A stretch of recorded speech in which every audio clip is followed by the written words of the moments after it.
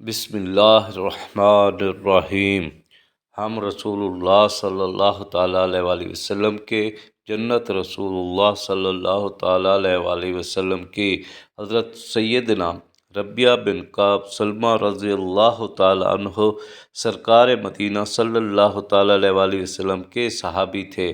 مشکوٰۃ شریف میں آپ رضی اللہ تعالیٰ عنہ سے مروی ہے، ایک مرتبہ میں نے حضور سراپہ نور صلی اللہ تعالیٰ علیہ وآلہ وسلم کو وضو کرایا تو رحمت للعالمین صلی اللہ تعالیٰ علیہ وآلہ وسلم نے خوش ہو کر ارشاد فرمایا، اے ربیہ مانگ، کیا مانگتا ہے؟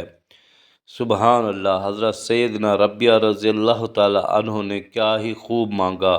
فرماتے ہیں، میں نے عرض کی، سرکار صلی اللہ تعالیٰ علیہ وآلہ وسلم، جنت میں آپ صلی اللہ تعالیٰ علیہ وآلہ وسلم کی رفاقت چاہیے، بس وہاں بھی قدموں میں پڑا رہوں۔